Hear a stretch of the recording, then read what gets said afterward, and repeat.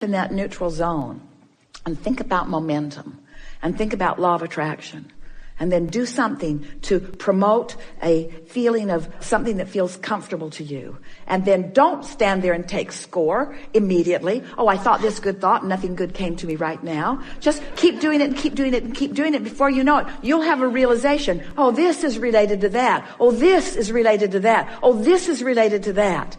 Until you reach the place that Esther has been for a long time, where when something wanted happens, she says, oh, I did that. And when something unwanted happens, she understands her part in that too. You see, everything is about the momentum that you set into motion. Do you feel that you have the power to think a thought? Or are you responding only? Can you think a thought from a neutral place? Can you? Can you think a thought from a neutral place?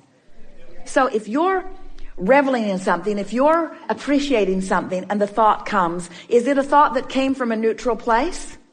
No, it isn't. It's a thought that came from momentum that you had going. And often it's a thought that's inspired from non-physical. In other words, you get your vibration high enough where you're hearing what we're saying, and we're flowing all kinds of ideas to you that you're picking up on, you see. That's momentum. That's that leverage that we're talking about.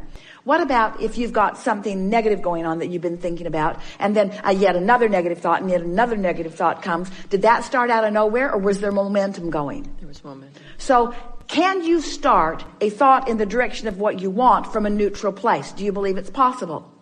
And what would be the conditions of that neutral place? What kinds of things might you do? Catch yourself early when you wake up. And what else? Meditation. The quieting of the mind, the quieting of your mind. So what's the magic of meditation? So there's momentum going already, but you suggested to yourself that tomorrow, that early in your day, that you're going to find some place to bask, that you're going to find some place. So you've already started that momentum. So now it's easier than it's been before because you've already thought about what you're going to do. You've already decided where you're going to go. You might even have cleared the space. You might have even cleared the clutter. You might have even taken the stuff out of the chair. You might even have got it ready. You might even have put something there. In other words, you made some preparation, some mental preparation. So now you sit. The magic of meditation goes like this. You find a thought that is already neutral, that you do not have a negative opinion about, and you focus upon it. You could listen for a sound. Can you hear a sound in this room when we are not making one? A sort of ever-present sound of the air flowing in. Can you hear it? That'd be a good thing to focus upon, because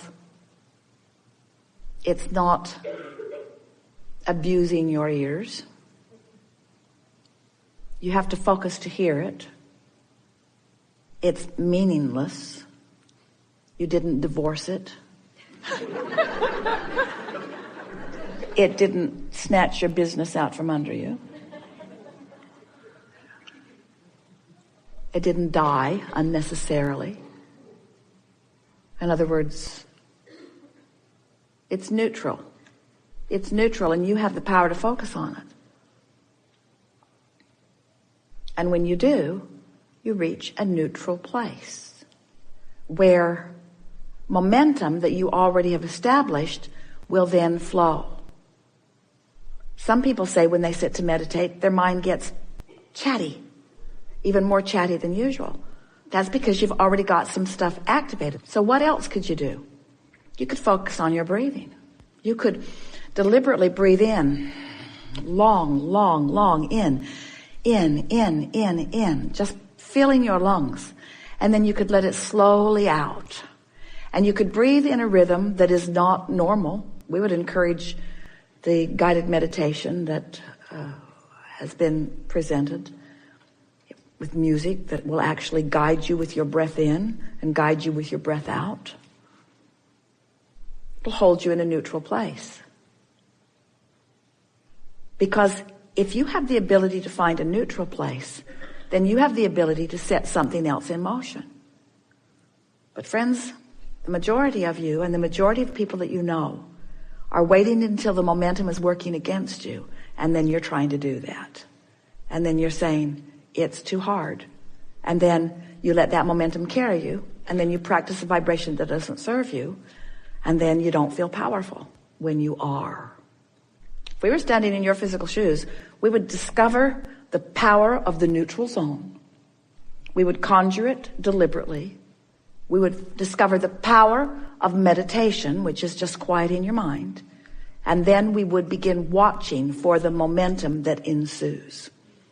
And when you realize, and you will, things are shifting for you. When you realize that this thought came and that's a new thought for you, and this thought came and that's a new thought for you, then we would turn our undivided attention to that momentum and we would push it in the direction that it is already going. And that's when it really begins to get fun. In other words, that's when you start making lists of positive aspects, or that's when you begin doing rampages of appreciation. You watch us as we are interacting with people, and you hear sometimes someone will start out with something that they're bumping up against. And at first, we don't jump right in the middle of it, because all it does is make them feel more resistant, maybe even making them feel challenged. It sometimes even makes them argue for their limitations. So we start out slow until we find some place where we can fit in, where we can feel that they're fitting in.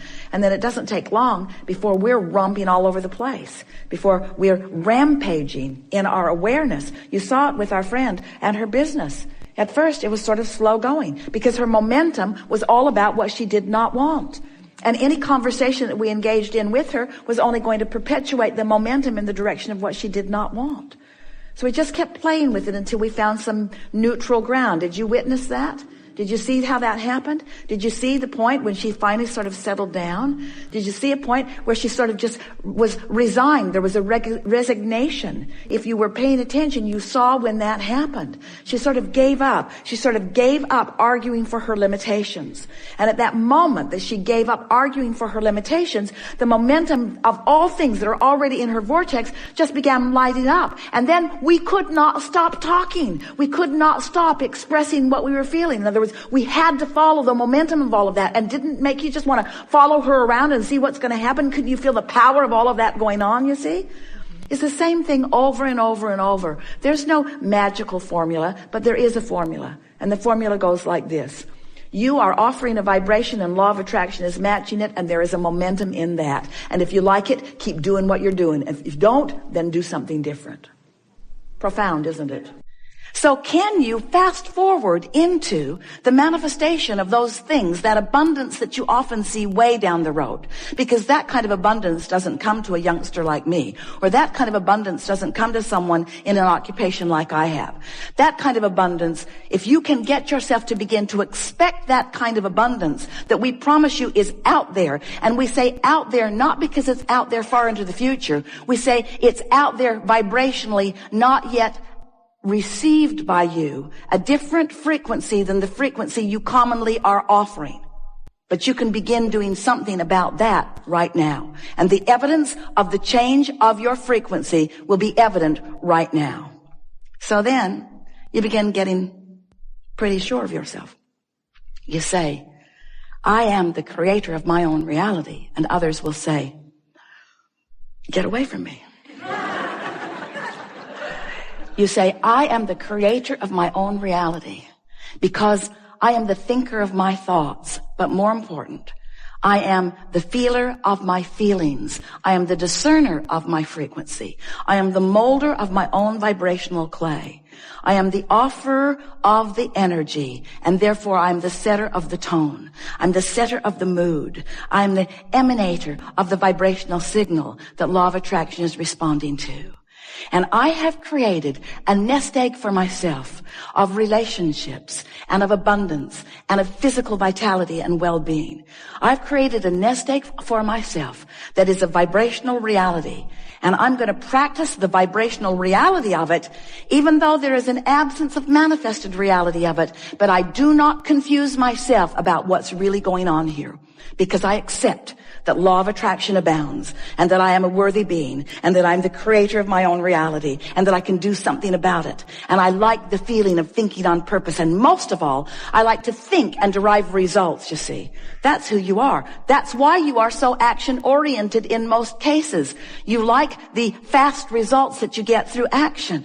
But we want you to not only get the fast results that you get through action, we want you to get the leveraged fast results that you get through aligned action, through inspired action, you see. We want you to tend to your feelings first. Practice them all day, every day. Hang out with others that do the same. And then begin watching. Not so much for the manifestation. You see, this is the tricky part. Because it sounds like we're saying, if you do these non-manifestational things, manifestation will happen. And then you can look at the manifestation and it just gets better from there. But we don't ever want you to be hooked on the manifestation. We want you to be hooked on the feeling that you can foster right here, right now. You got to stop focusing so much on what is that it dominates your vibrational patterns.